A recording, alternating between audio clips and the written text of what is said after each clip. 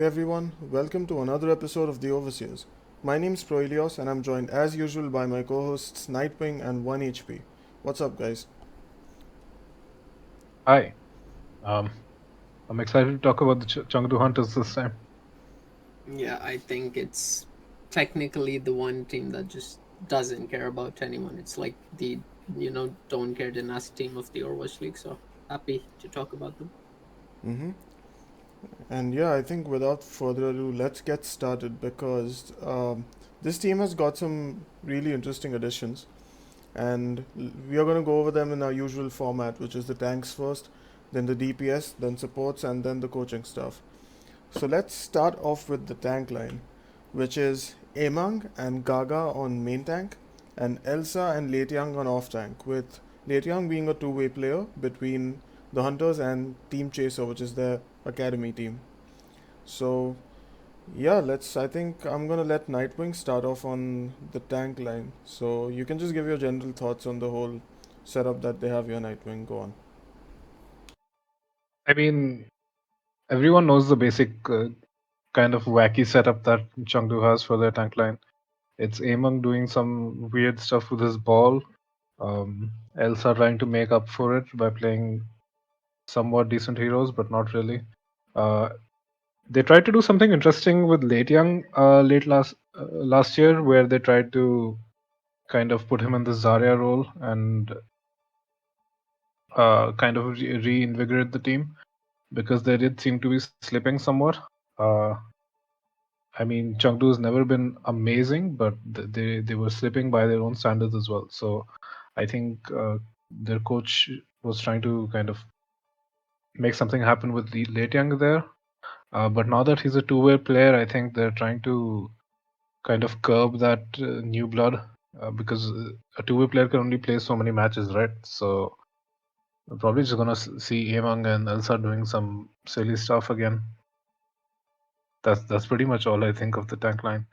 I think the tank lines of other teams are getting ridiculously competitive, and I think Chong is probably falling behind in that respect. Mm-hmm. I think it's a good take, but at the same time, I do like the addition of Kaga. I won't say Among's particularly too bad at any one time. Sometimes he just makes questionable judgment, like you said, and then Elsa has to sort of just overcompensate almost. But Gaga, his addition here means that they can maybe look at different playstyles because I see Elsa as being very versatile and supportive. So hopefully they'll have a dynamic where Gaga can play only certain roles and Amon can just play whatever he's good at or just whenever they want just a lot of chaos. But I do, at the end of the day, respect Chengdu for sticking with Among for as long as they have. Not because Among's bad or anything, but because it's hard to sort of invest in someone so resource heavy, and the DPS have always kept up, and that's like one of the things I've liked, that the team has always had an identity, and it's always around the Yota Chad. It's always been that one guy, and you know what's coming, but still sometimes the other teams just you know he just takes them by surprise, and that's what I like about their tank line. LateYoung Zarya was a little promising last season, and he has been with Coach Rui since like I think the Miraculous Youngster days. So him being on the team does give them just that slight little bit of edge. I can't see Elsa playing his Zarya over him or anything. So and I don't think Elsa will have to reprise the Sombra role anytime soon unless they really want him to, or unless they just don't care, because there have been new additions which we'll be talking about. So although the tank line's nothing too extraordinary, I think they've added a lot more depth. And right now, personally speaking, I think this is the most decent, I'm using the word, not like necessarily amazing, their tank line has looked to me in terms of roles covered within the playable heroes by them. So yeah, that's it. Mm-hmm. So yeah, I think you guys covered a lot of good points. I'm just gonna share on the new angles that I have to share. So first of all, Amang, he's pretty much well established as a ball one trick at this point, right? He's a super inflexible main tank. Uh, like I know OneHP said that it's good that they've sort of retained him, but I'm not sure what value he's bringing to the team anymore, other than probably some marketing. Which I mean, you could sign Chips and get that, right? So with the addition of Gaga, they've definitely bolstered the value of their like the main tank setup, because he's actually, I think, at the complete opposite end of the spectrum from Ameng, because he's not only super talented but he's also very versatile. He has he probably plays a better wrecking ball than Ameng, by the way, and he's also been super impressive on Reinhardt and Winston. And Orisa, well, that's just like that's Orisa, right? You can't expect Gaga to be a bad Orisa if he's so good at the other three main tanks. Um, so he's coming in obviously from Team CC, and that's no joke because Team CC has been dominating contenders China for the better part of 2 years, and his addition to the Hunters is also like a really smart one because of his playstyle. So just like the Hunters have been so far, he also loves to play aggressively, and since like he's already well known for his skill on all of these different main tanks, I think it's great that they have a new starter in place. They don't have a scuff player like a Ting anymore, and they don't have to be limited by Among's inflexibility. So although I think they the Hunters have a below average tank line, Gaga is someone that can make the plays and maybe get them a few more wins than we would expect. But yeah, the off tank setup is still pretty poor because I don't see Elsa or LateYoung being competitive at all after the overall performances in the past couple of years. Elsa was good, I would say, in season 2 when he debuted, and well, he played during GOATs. He also played Sombra for the team, which he didn't do a bad job at all. But based off of last year, I think he and LateYoung are both pretty much bottom tier off tanks. Because Elsa didn't have any notable performances last year. LateYoung was good on the Zarya, but I mean, he hasn't been utilized too much so far. So I'm guessing the coaches have always felt that Elsa worked better with the team, which does mean that it's better for LateYoung to probably be a two-way player and come in when they need that Zarya to be played. But it's overall a really restrictive and not a very skilled setup in my opinion. So Gaga is the only hope they have really on the tank line. But yeah, if do you guys have any more points to add before we move on to the DPS? No, I think you've got it covered. I agree with the fact that no one's really too extraordinary, and Gaga is very good for a pickup. But at the same time, I mean, of course, with Among being there and Elsa being there, it's just that maybe they just didn't want to lose the core Chengdu. I've never really seen them a team who just wants to like sort of even try and win it all. But Hmm. of course, improvement is something every team looks at as an org. So I think that's definitely the goal here, and I think they will be able to somewhat achieve that as long as Gaga is as good as we're hoping him to be, at least in this retrospect, with other teams having formidable tank lines as well. Mm-hmm. All right. Then should we move on to the damage dealers? Mm-hmm. All right. So the Hunters have got 4 DPS players this year. They have retained JinMu and Leave from season 3, and they've also signed Jimmy and Kaneki as 2 additional DPS players. So let's first talk about JinMu and Leave, right? Because both of them saw the most amount of playtime last year. They had Bacon Jack, but he was sort of like a hit scan specialist brought in only on certain maps. Uh, so yeah, I'm interested to see actually what Nightwing has to say about Jinmu and Leave as a sort of DPS duo for this team. You can go ahead first. I think Leave has shown some promise of being a good player. He's definitely sometimes the best player on the team for Chengdu, and Jinmu has also kind of filled that role in specific places where he gets to play his favorite heroes. Um, but I think it's just a DPS duo that has kind of withered over like over time. Um, because the level of talent in the Overwatch League is kind of insane. Um, yeah, I think that's pretty much all I have to say. I mean, you kind of know what you're getting with JinMu and Leave, I think, even though the entire team is kind of unpredictable. Um, it's definitely not the very top kind of thing that you would expect, but it's there. Yeah, I just to add, I think that um Leave had a lot of expectations coming in, and when he first came in, it kind of underperformed. But for me, at least by the end of last season, especially on Tracer and Ash, he was like up there with anyone else. I don't think there are too many people who are better than Leave mechanically on both Tracer and Ash. He has been at times phenomenal, and he has wiped teams when he's had his day. Because there's reels if you want to watch them. There's literally Leaf dominating alone while Jinmu's just proper feeding in proper Jinmu fashion.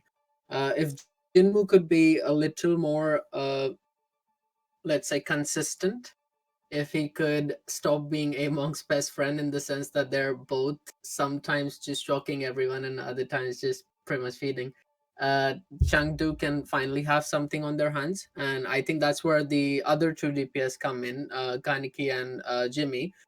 I'll speak of Kaneki first because I have a few personal anecdotes on Jimmy. So Kaneki, the only thing I've really known about them being linked up is that they did used to share a team on I think it was Cosmos. Yeah, it was Cosmos. So Kaneki is good, and I think he's been he's nothing special for me from what I've seen, but at the same time, uh I think he's been brought in to sort of cover the roles Jinmu obviously cannot. But then again, we're seeing a trend here where Leave is someone who could have played and can play any hero. So Leave, if you don't know, also has a good Genji. So I mean, it probably isn't Mm-hmm. better than, but at the same time, he's more than serviceable and Overwatch League level if you wanted to play Genji. He's like, that little hype season that Flower had in the World Cup in 2017. Lee's always been that caliber of a person throughout, and it was just that he had to retire in between. And then when you come back washed up, and then you just climb through the ranks again, and you come into your element. I think that's what we've seen coming in from Lee, where he has taken an entire season to become comfortable, and towards the end, he was finally showing his true colors. But we just hopefully will see that throughout from the beginning with just more screen time and everything going in his favor. So with Kaneki, I think he's been brought in to sort of drop him in and out with Jinmu on a regular basis. Because as good as Jinmu is, I think they just need someone more specialized on certain roles. And as far as Jimmy is concerned, from what I've seen of Jimmy over the past 2 years, thankfully because I've known him through an acquaintance, but he's always had this phenomenal widow, which I personally used to think was as good as a Widow I've seen, at least in amateur play, because he was originally just targeting open division, and it wasn't quite working out well for him. And it's just the natural thought process where you think, well, it could be his team, but at the end of the day, if anyone's got to climb, they're going to climb anyway. And that's what's exactly has happened with him. He went from Cosmos and ultimately made it finally to the Guangzhou Academy, where I wouldn't say his performance was standout, but he had those games on Widow that I wanted him to in terms of dominating the opposition. And I think that's where he takes over from Leave. I think he can come in and be like a proper core hit scan player, but I wouldn't think that he will be playing too much because unless there's a widow centric map or unless there's some map where you only want like a widow Asher or McCree or nah, I don't think his tracer is good enough, like nowhere even close to leave in my opinion. But his widow could be better, definitely could be better, because I've seen it. And like there are days when I thought, oh wow, this guy's cracked. So I have high hopes for him. I'm super happy for him because this has always been a goal for him. But at the end of the day, you only really get one shot when you're at this level. And if he doesn't show up and he doesn't just bring his A game in the first 4 or 5 chances he's given. I'm saying 4 or 5 because people get intimidated, and that's fine. And on a team like Chengdu, you'll probably get the most amount of chances you can, because honestly, like if it was any team that was probably, less sort of flexible, or if there was any team that was just had too high of stakes to just bring him in too frequently, then he would feel more pressure. So I think Chengdu would be the perfect team for someone like him to start. And sort of TLDR this whole thing, I can see Kaneki playing instead of Jimmy whenever there's picks that Jimmy isn't necessarily too good at. I can see Leave being the most fielded, of course, because he's top tier. And I can see Jimmy come in for specialist picks on hit scan, just like Kaneki would on flex, but mostly for the Widow and Ash. But no, I can't even say it for the Ash anymore, because Leave just genuinely impressed me towards the end of the season. So maybe even just Widow and Widow only. And it's hopefully not going to be something like the whole Bacon Jack situation, which leaves someone I personally want to see do good. So I think that's it. That's my take on the DPS line. They're not necessarily the best, but this is the perfect scenario for Chengdu. I think it is decent depth, just like they've upgraded in terms of the tank line. They can cover way more heroes, and they can continue being Chengdu. And I think that's what's most important for them. Just be a team that's just downright annoying and can sometimes be really, really, really good. And yeah, that's it really. Okay, Nightwing, do you want to share any additional points on Jimmy or Kaneki? Otherwise, I can go ahead. I mean, from the outside, it just looks like Jimmy is a pure hit scan player, right? Um, and I mean, the best case scenario you can hope for there is to get an Hans-like situation. Um, and I mean, maybe Coach Rui is looking to kind of look at that opportunity to develop him into a similar player. But apart from that, I think OneHP got it mostly right. I think Leave is probably the most standout DPS that you would want to field at all times, and then they can rotate other people in and out uh, depending on what the meta is, uh, which player is kind of gelling with the team well. That's pretty much it, I think. Okay, so I think there's going to be a few different perspectives from my end. Feel free to sort of share your thoughts on whether you agree or disagree with my points. First of all, Leave, definitely a good tracer. I think his hit scan is also like good, but I don't think he's been too impressive so far. I think he's like looked better than he actually is, because like remember how I said for Myunbong where he was making most of the plays for Boston, and that's why he maybe looked a little bit better than he actually is. I think that's the situation that Leave is in. He was just one of the best players on the team for most of last season, and I think he was so overhyped before the season that I was sort of expecting him to be uh, like a rookie of the year type of performer. He didn't play up to that level. Um, but yeah, like he's good, but I don't think he's someone to rave about essentially. Then speaking of Jimmy, I think yeah, One HP has a more sort of informed perspective about where he stands. Like if his widow is that good, then I'm sure that he'll have a really good place on this team. But like based on what I saw from Ultra Prime Academy, which was his latest contenders team, I don't think he played in the latest meta for them. Like they had other two DPS who were playing in like a meta which had double hit scan as part of it. So I'm not really sure if he's that good. Just based on the roster choices that a contenders team made while he was on it. Um, then speaking of Kaneki, I think I agree with 1HP about him.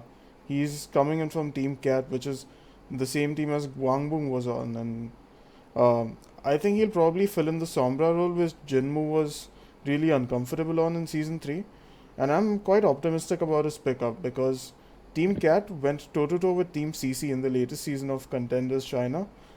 And part of it was that the DPS line was really consistent and like very reliable. So I think Kaneki is a good pickup on that front. And speaking of JinMu, I think he's one of the most cracked players available on the very on his very few specialist picks, right? He's one of the best Faras we've seen. His Genji is amazing. He's also played a great Hanzo based on what we've seen in season 2. He's pretty much like a classic projectile specialist, right? But the thing is, like, even though he has a ton of skill on his signature heroes are rarely ever meta.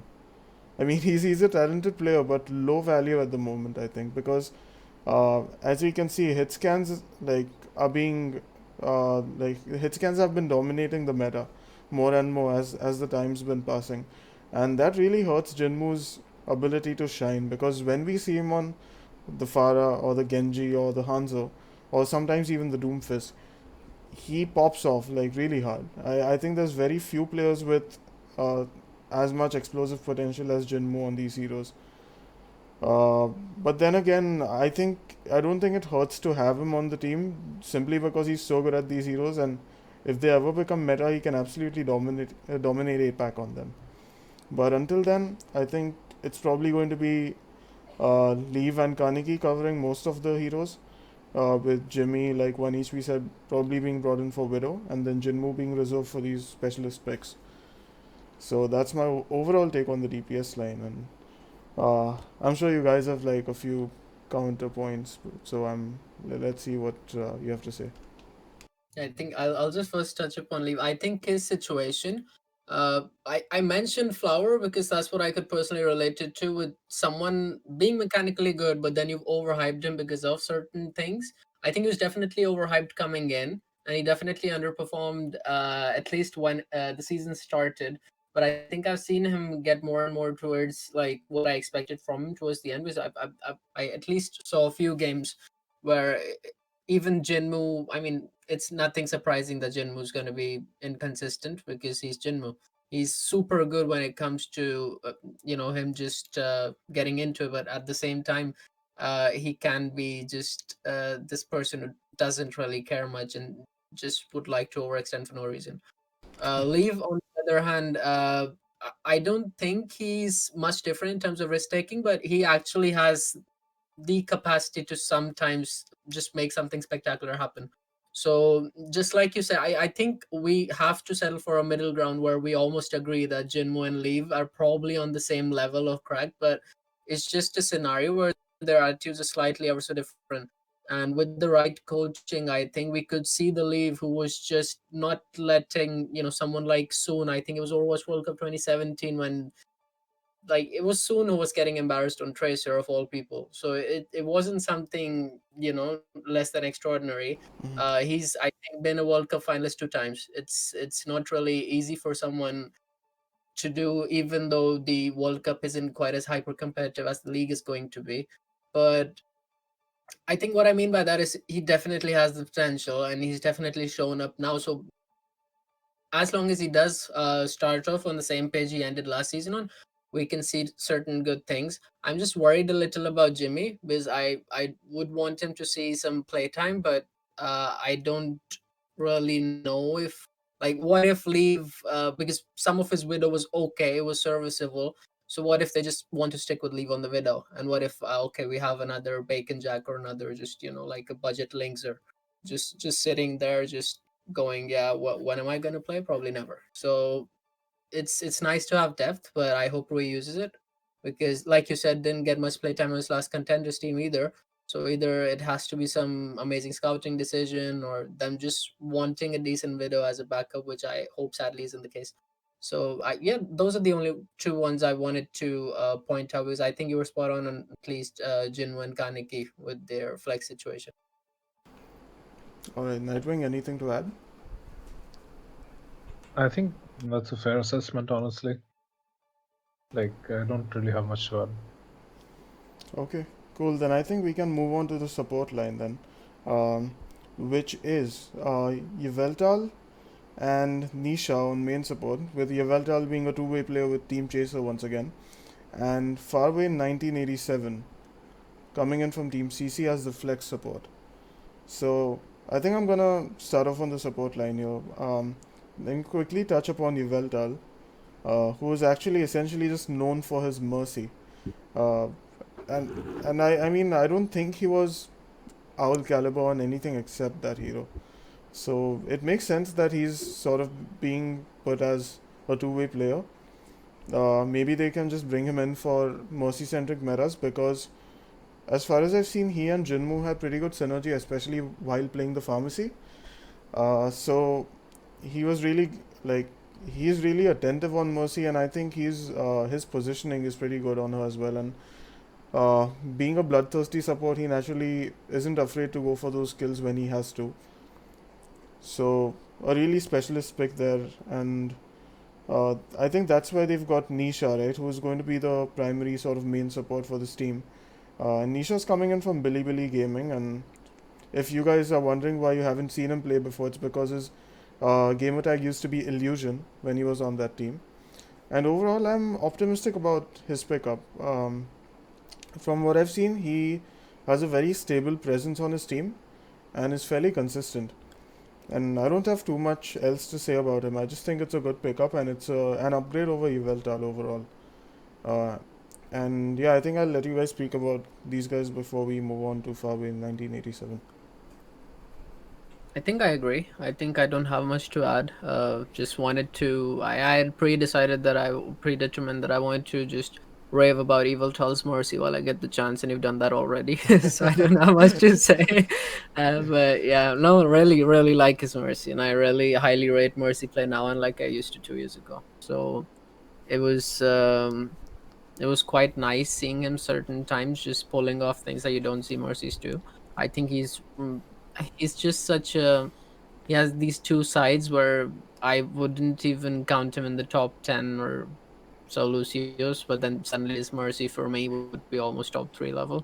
Mm-hmm. So it's like that specialist pick kind of a thing, and like you said, it's nice that Nisha's coming in. And the other situation for them, I'm just slightly concerned. You know how good he was, and that's why Molly went to Shanghai Dragons. I mean, there was a game where Jonak said, "Okay, hands up, this guy's scary." That's what he said in a post game interview. So that was, I think, the caliber of a flex they had, and I think, I mean, of course, he was almost too good to be in the team, especially judging from certain games. But then again, you've got Leave and Jinmu there, so I think they all belong in the same bracket, and I just hope as we move on to, of course, now discussing Faraway and Nisha, that we just kind of I'll have to bring up something about Faraway, but yeah, I'm sad to see Molly go, and of course, yeah, Evil tell, and we'll see what happens. Nightwing? I think it's kind of a shame that Yveltal was brought down to a two-way contract. But then again, if you're bringing a new Mercy Lucio player to replace a different Mercy Lucio player, you might as well relegate the other one to contenders as a two-way player to get some experience, um, and at least have something to work towards instead of sitting on the bench the entire time. Um, I think that the main support position has kind of evolved over the years, where you would want to see some main supports picking up the Brig and BAP and not just sticking to Mercy Lucio. I think Nisha and Yveltal have both had issues kind of expanding their hero pool. Like Nisha, from what I can tell, is not especially known for having a wider hero pool. It's mostly just the Mercy and Lucio, similar to Yveltal. So Mm-hmm. that's something that Chengdu might struggle with because as any Overwatch player knows, Brig finds a way to creep back in, regardless of how many nerfs you give her. And BAP is just better soldier all the time. So those are probably heroes that uh, you would see in a top tier main support. Someone like Moth that you might feel lacking with players like Yveltal and Nisha. I think that's gonna be a sore spot for Chengdu. If you want to talk about far away, then we can. You can go ahead. Yeah, Oh, I just go ahead. wanted to just touch up a little bit on I said I was concerned with Molly leaving, but the way Faraway has been picked up just reminds me of how Molly was picked up. It was just, from like decent performances in contenders.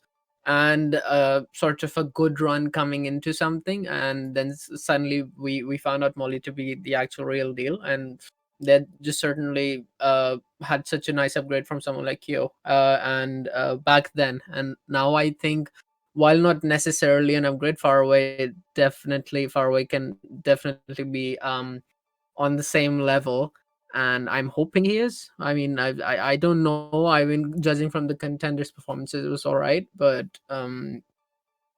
now that I think of it, it's just coming back to the point where you're just gonna have to ask yourself that, okay, we'll give it a few weeks of him in Overwatch League before we make or form an assessment. And I don't really have much to say about Nisha, and the fact that, of course, anyone I'd play almost anyone over Yveltal on Lucio, but the opposite goes for when Yveltal's gonna play Mercy. So let's just see if Nisha's got, like, hopefully a better hero pool than we think he does. And yeah, that's it for them. It's not Molly going, of course, is kind of like a little alarming, but at the same time, it's not going to be too bad with Faraway coming in, at least in my opinion. Yeah, so that's it.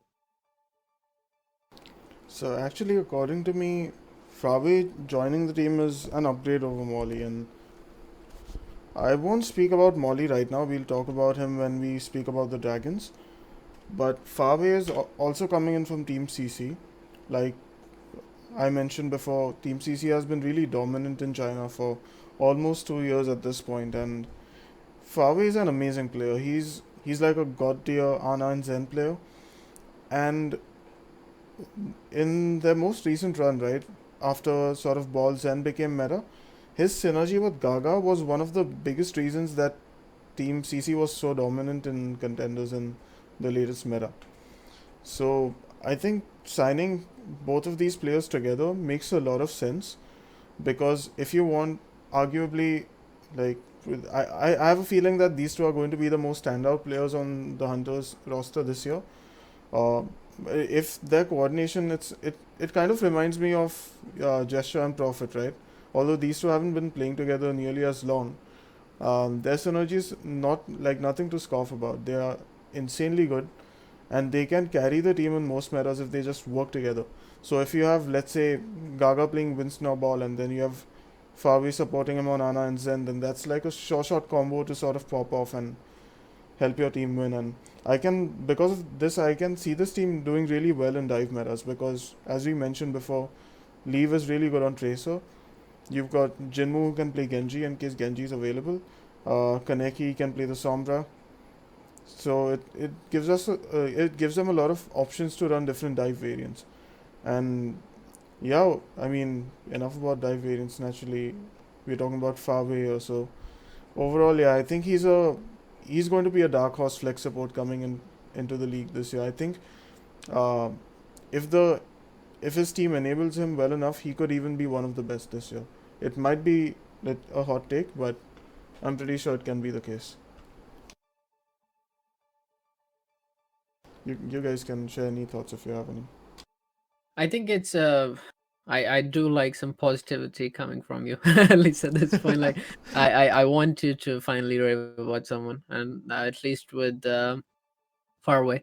Like I said, definitely more than just satisfactory performance in contenders, but at the same time, just a different element, different stage. Sometimes people aren't built that way, and they just can't take the pressure. They can't take the scheduling. There's so many things that define a god tier person from just someone who's mechanically good.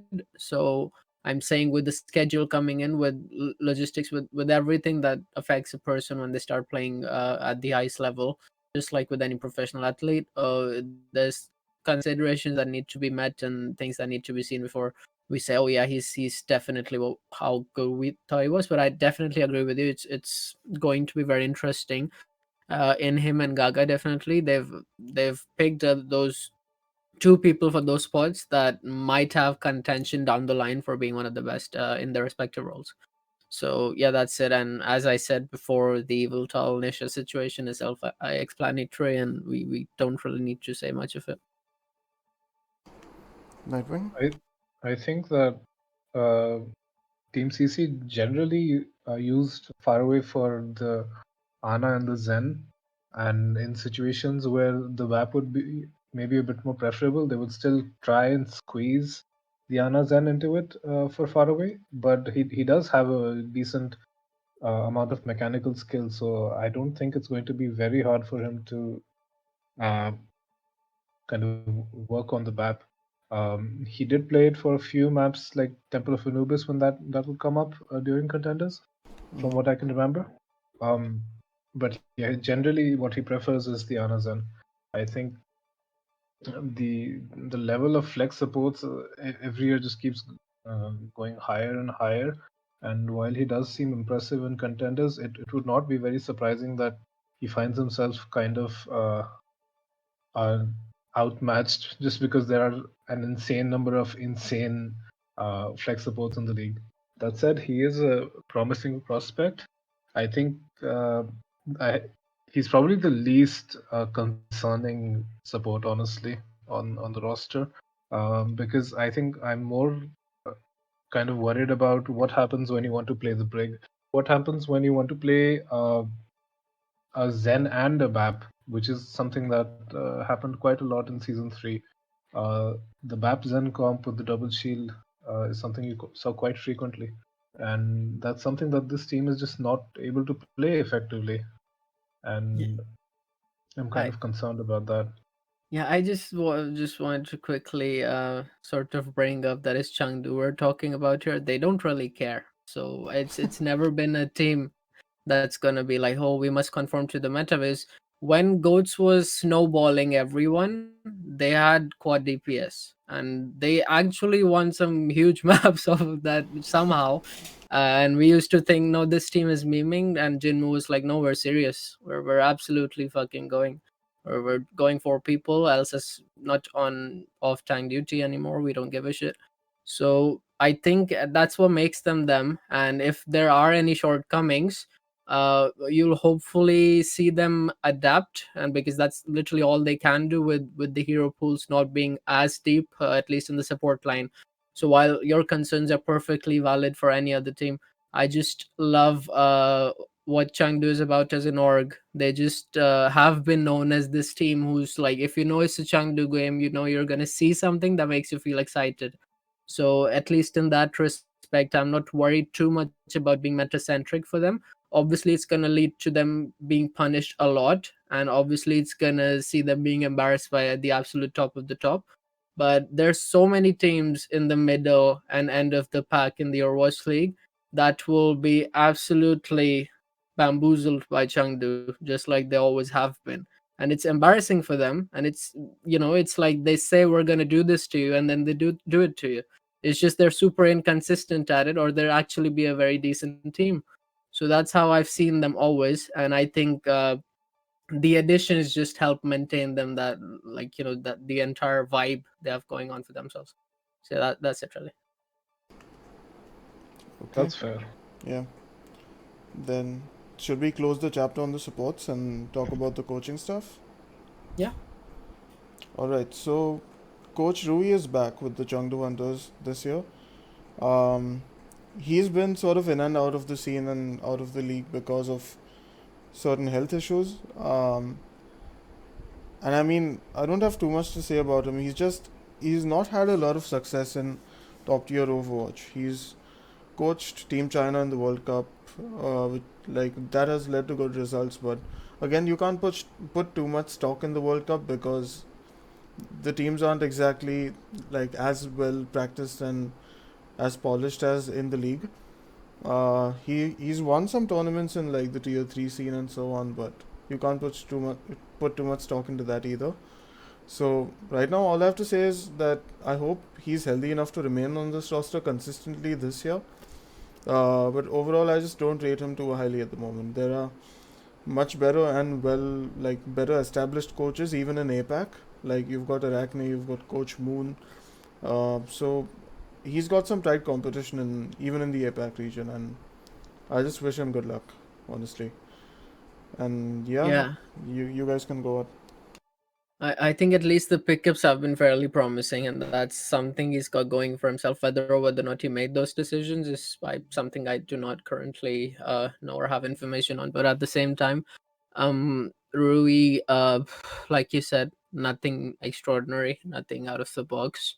But maybe you just don't need someone of the highest of caliber to maintain a team as self-governing as Chengdu can be. So I think I've realized that during this discussion, I'm riding too much on the Chengdu hype train when it comes to treating them like a special team. But then at the end of the day, I can't see them competing for the top literally any time during their uh, reign as an organization. But I think that kind of brings down my expectations and lets me enjoy them more for what they are. That goes to say for a few other teams too, which I will be touching upon when we get to them. But Chengdu, of all teams, just seems to be able to do the best with what they have, and I think that Rui hopefully will be up for the job. And like you said, biggest concern here. I hope he's well. I hope he's healthy. I hope he doesn't have to leave again, because it's been Shanghai, I think, and then Chengdu that he Yeah. had to leave. And yeah, of course, uh like for this once, I'm saying the code for his health, so all the best to him. And yeah, so yeah, that's it. Not too many complaints, not too many praises. So that's my take on it. Okay, so what does Chengdu staff have going for them? The first thing would probably be they're not sponsored by something sketchy like Herbalife, unlike Guangzhou. That's a good start. They're GG. all Chinese players. They're gonna have an easy time with visas and everything like that. Nobody's stuck in at the airport with waving the ticket in the air. Rip lal shish. Um, and what else do they have going for them? They have a coach that's won in a goats centric World Cup, I guess. They have which is not how the game is played anymore. Um, like looking at it objectively, that's kind of all you can say about the stuff.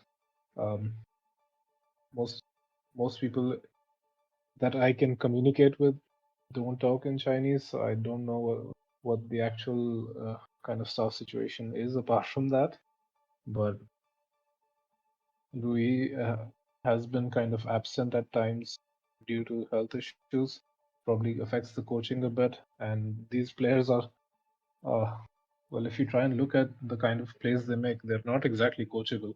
I mean, the only coaching decision you really think of when you think of Chengdu is recently just putting LateYoung in for a little bit, and now they've decided to go back on that decision by turning him into a two-way player and only bringing him in probably very specific times. So I don't really know what's going on with the coaching situation at Chengdu. I think it's mostly just up to the players because they seem very adamant in continuing meme quote unquote special style of gameplay. And I don't think the staff really has much to do with it apart from like giving them food. But that's it, I think. Okay. So yeah, I think we are pretty much done discussing all of the players and the head coach as well. So let's give our general thoughts on where we think this team lies and what their trajectory is going to be this season. Um, Overall, I'll just quickly go over my final thoughts. The tank line probably below average. Even though Gaga is really impressive, they don't have a great off tank situation going for them. Ameng, I think, probably will be benched for Gaga.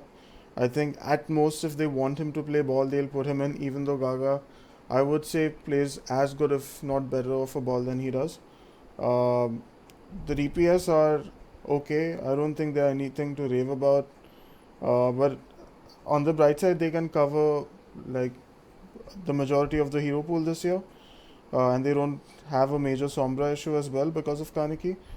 And speaking of the supports, I think that's probably their best role overall because I see Farway popping off in any meta with Ana and Zen. Nisha obviously consistent stable presence. Nisha also plays like a good Brig from what I've seen. Sorry, I forgot to mention that earlier. Nisha's pretty good on Brig as well. Oh, At least doesn't make too many mistakes from what I've seen. If I've missed something, then apologies. But is Nisha bad on Brig? I think the VODs I Nope. saw just didn't have him playing Brig, maybe. Yeah. So 'Cause I tried to look through a few of them, and I could not find one with Brig. I think I just got like chips are unlucky, maybe.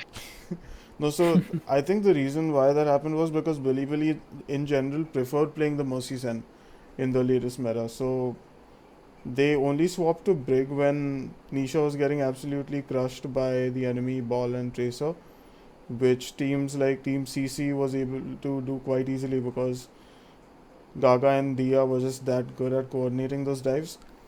But overall, Nisha just like swapped to Brig it. He wasn't trying to like hard force Mercy. He knew when he was beat, and then he was able to sort of hold his own. So I think that's why you might not have seen him on Brig overall. Not like only the very best teams were actually able to break that Mercy's and backline. So that's why. And yeah, so overall, I don't think this puts Chengdu in any sort of playoff position. I do think they can be better than they were last year, but, but that really depends on the metas. There are fewer matches this year for each team, so if they end up being in a meta probably like Double Shield, um, I could see them being like I wouldn't say bottom tier, but in the bottom half of the league standings as usual. So really depends on the meta. If they get something like dive, then they could possibly make like a play in run. But I'm not sure if they are like playoff worthy at this point. So those are my overall thoughts on them, and you guys can share your thoughts as well. I think there are certain individuals that could, if coached right, sort of compete against those who are playoff worthy as a team. But as a unit, Chengdu, I just cannot ever take seriously enough to say that they'll ever compete for the playoffs. But at the same time, I can't see them at the bottom either. So while the more realistic expectation would be between an 8th and 12th place finish, I wish all Chengdu Hunters a very strong 6th position on their best of years. So I think that's me setting out the expected best and worst case scenario essentially. So yeah. Okay, Nightwing. I think Chengdu's just they're gonna have a rough time. Like I don't think they're going to be able to realize the potential of some of their players. Um, I think there were probably better choices to be made in the DPS department. I would have loved to see Dia given another chance, honestly. On the DPS line, tanks, I mean, Gaga's there, he's promising, but the off tank situation, I don't know. LateYoung is probably just going to be brought in for the Zarya as a two-way player. Elsa's not too promising compared to the insane level of off tanks we have in the league. Um, the support line is all right, but I think they're missing another flex support, which will help them in more damage focused kind of metas, where the supports have to kind of take up that mantle. Um, and the Asia region is still going to be competitive. I don't see them having an easy time against anyone except the playerless LA Valiant. So yeah, I don't know what's gonna happen with Chengdu. I think people are gonna watch them regardless because it's interesting when they don't play the meta. But as an actual competitive Overwatch League team, I don't think the season's gonna be very kind to them. Mm-hmm. Yeah, so I think we all pretty much have a similar idea of where Chengdu is going to lie in this season. So I think on that note, we can wrap up this episode, guys. Do you have any additional thoughts to share before we close out? No, not really. It's just we've laid out the groundwork for what to expect, at least for the three of us, and I think that's enough really for this episode. At least they didn't sign a player with $1 million of debt.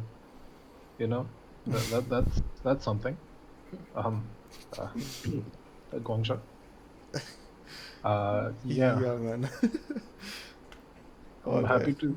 Mm-hmm. I'm excited to see the ball man play his ball. That's it. Yep. All right, then I think we'll close out on this episode of the Overseers, guys. Thanks so much for sticking around. If you like this episode, do give it a thumbs up and subscribe to this channel. Turn on the bell icon for our next video, which will be a review of the San Francisco Shock. You don't want to miss that. And be sure to comment down and tell us what you think of the Chengdu Hunters this year. Will they still be in the bottom half of the league standings, or do you think they'll pop off with the new additions they've made? Let us know in the comments, share this video with any Overwatch League fan you know, and help us keep the conversation about the Overwatch League alive and flowing. Thank you so much